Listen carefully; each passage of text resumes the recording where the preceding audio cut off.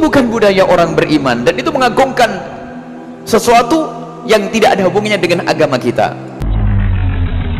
Allah menyampaikan bahwa kita memang dihiaskan, kita memang diberikan sebuah perhiasan, yaitu adalah tertariknya diri kita dengan wanita, dengan anak-anak, dengan emas, dengan perak, lalu dengan sebagainya yang dinamakan dengan mataun hayatid dunia. Jadi dinamakan dengan perhiasan-perhiasan dunia. Allah tidak pernah mengharamkan cinta, tapi Allah mengaturnya secara khas dengan baik sehingga kita dapat menyalurkannya dengan baik pula. Tapi tidak dengan zaman sekarang. Dunia seolah-olah mengarahkan cinta ini sama dengan nafsu. Dan ini yang dilakukan pada saat orang merayakan Valentine Days. Ketika Muslim merayakan Valentine Days, mereka tidak ada ubahnya dengan orang-orang yang lain yang tidak beragama Islam. Dan mereka lupa bahwa ini bukanlah bagian daripada perayaan mereka, bahkan ini adalah bagian daripada perayaan yang menyesatkan. Valentine misalnya kan, Valentine datang dari luar, ya bertentangan dengan nilai agama, merusak akidah, muncul banyak yang haram di situ, ikhtilat di antara remaja, haram. Anda ikuti tasyabuh dengan itu, haram hukumnya. Itu yang disebut tasyabuh. Ya, tapi kalau tasyabuh dalam muamalah yang dibenarkan itu gak ada masalah. Misal orang Yahudi pakai pesawat, kita pakai pesawat itu gak ada masalah. Ya, jangan diserupakan. Pesawat, Yahudi pakai pesawat, saya pakai pesawat, haram. Masya Allah. Valentino, Santo artinya suci. Kalau saya dalam agama Kristen digelar Santo Somadus, manusia suci. Maka ada namanya Santo Valentino, dialah yang membebaskan tentara yang sedang bercinta, dinikahkannya, maka akhirnya dia dibunuh. Lalu hari kematian itu dikenang dengan hari cinta. Tapi ternyata nanti tanggal 14 Februari itu adalah hari zina internasional. Di malam itu semua orang keluar dengan pasangannya, bahkan hotel-hotel di Pekanbaru pasang harga promo malam cinta setengah harga plus sarapan pagi.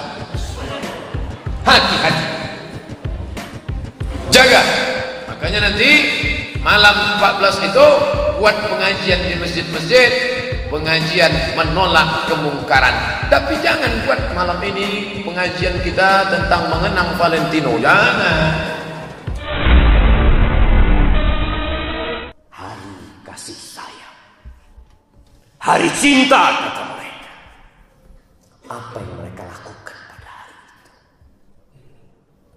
Mengundang murka Allah Azza wa Jalla. Jangan biarkan mereka tenggelam dalam acara-acara yang dimurkai Allah Azza wa Jalla. Mungkin kita berpikir mereka masih muda, tapi engkau akan ditanya oleh Allah Azza wa Jalla. Islam tidak melarang untuk menyalurkan cinta dan kasih sayang. Bahkan Allah mengatakan fankihu ma tabalakum minan nisa mathna wa thulatha wa ruba'. Nikahin perempuan yang baik-baik buat kalian 2, 3, 4. Fa in khiftum alla ta'dilu fawahida. Kalau takut tidak bisa berlaku adil, cukup satu. Islam tahu dan kita mayoritas muslim.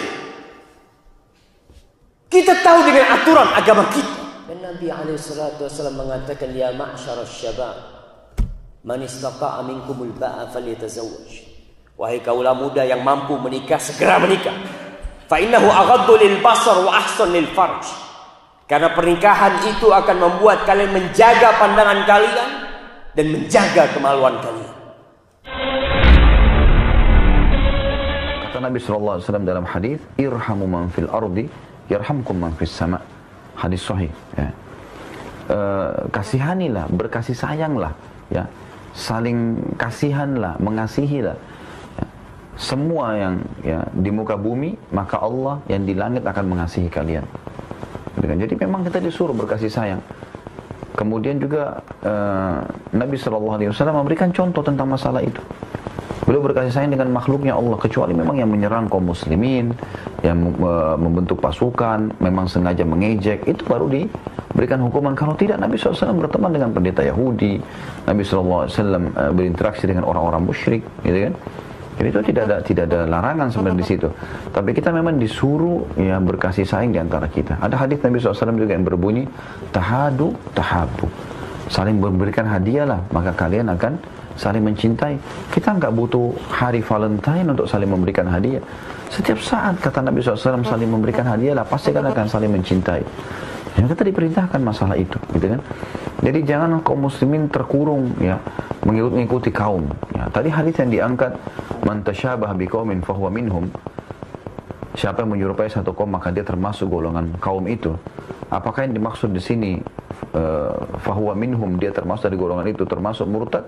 Maka kata para ulama, jumhur ulama, kalau dia yakini dan dia sudah tahu bahwasanya itu tidak boleh dalam Islam lalu tetap dia lakukan, maka masuk dalam kategori murtad, meninggalkan agama. Karena sudah jelas dia tahu. Kalau dia tidak tahu, maka dia masuk dalam dosa kufrun duna kufrin, sebagaimana Abdullah bin Umar radhiyallahu anhu mengatakan, ya, orang yang melakukan perbuatan kufur tapi memang dia tidak ya, meyakini masalah itu atau dia cuma ikut-ikutan, maka dosanya dosa kufur tapi dia tidak keluar dari agama Islam. Jadi itu makna dan kata kalimat fahuwa minhum. Hari kasih